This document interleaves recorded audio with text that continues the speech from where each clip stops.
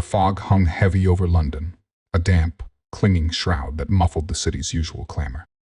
Detective Inspector Davies shivered, pulling his coat tighter as he stepped out of the hansom cab. The address, a narrow, unassuming house in a quiet cul-de-sac, seemed an unlikely place for a crime, yet the frantic message from Constable Miller had insisted on his immediate presence. Miller, a young officer with a perpetually worried expression, stood nervously by the open door. "Inspector, thank heavens you're here." It's rather peculiar." Davies raised a skeptical eyebrow. "Peculiar how, Miller?" "Another missing cat." "Worse, sir. Much worse. Mr. Silas Blackwood, the resident, is deceased. And the circumstances." Miller trailed off, gesturing inside. The air in the house was thick with the smell of stale tobacco and something acrid and unsettling. The sitting room, though modestly furnished, was in disarray. Books were strewn across the floor, papers littered a writing desk, and an overturned chess table stood like a silent witness. Blackwood lay sprawled on the rug, his face pale and contorted in a mask of terror. His right hand clutched a small, intricately carved wooden devil, its features grotesque and mocking. "Cause of death?" Davies asked, examining the body. "The coroner hasn't arrived yet, sir, but it looks like strangulation," Miller stammered. "There are marks on his neck." Davies nodded, his gaze sweeping the room. "Anything missing?"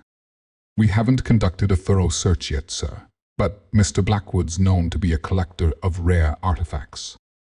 Some of them seem to be absent." Davies knelt beside the body. He noticed something peculiar. Blackwood's left leg was encased in a heavy metal brace, clearly a support for some kind of disability. Nearby lay a pair of crutches, one of which was slightly askew, as if it had been dropped in haste. "He used crutches," Davies murmured, more to himself than Miller. "But he wasn't using them when he died." He picked up the wooden devil from Blackwood's hand. It was surprisingly heavy, the craftsmanship exquisite. As he turned it over, he noticed a small inscription on the base. He squinted at it. "Latin," he muttered. "Demones me, terrent. Demons terrify me." The inscription seemed to add another layer of unease to the already unsettling scene. Who was Silas Blackwood, and what demons was he running from? Over the next few days, Davies delved into Blackwood's life. He discovered that Blackwood was a recluse, rarely venturing out and having few visitors. He was known for his eccentric habits and his fascination with the occult.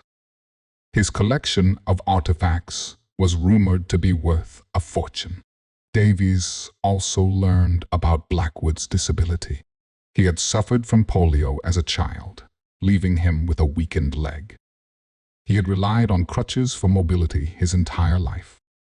Coroner's report confirmed Davies' suspicion: Blackwood had been strangled. But there was no sign of forced entry, suggesting that the killer was someone Blackwood knew, someone he had let into his house. Davies returned to the scene of the crime, his mind replaying the events of that fateful night. He focused on the crutches, the dropped crutch. It seemed significant. A man with a disability wouldn't abandon his crutches unless he was in a desperate situation, or unless he didn't need them. A thought struck Davies. He examined the metal brace on Blackwood's leg. It was a complex piece of engineering, designed to provide significant support. But what if it could also be used for something else? He carefully examined the brace, running his fingers along its intricate joints and hinges. He discovered a small, almost invisible catch.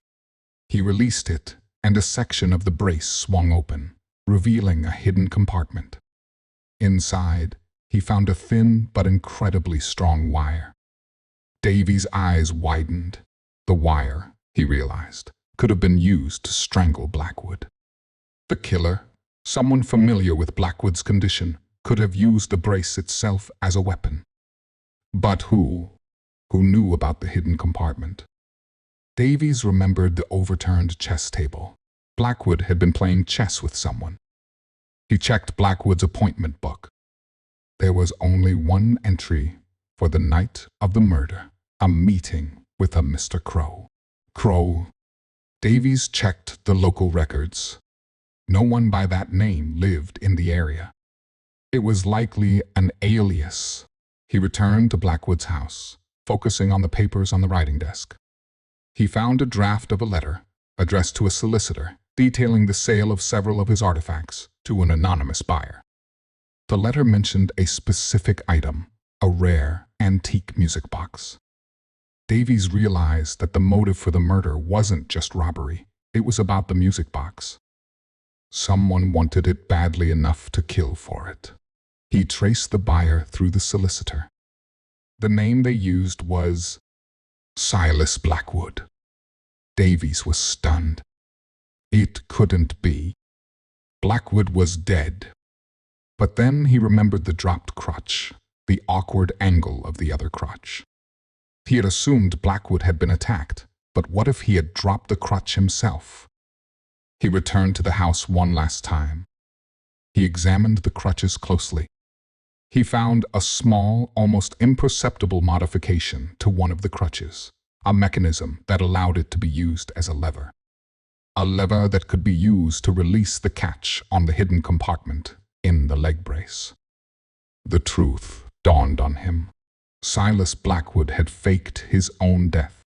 He had used the brace to strangle himself, making it look like a murder. He had then used the crutch to release the catch, hiding the wire and making it appear as if someone else had killed him.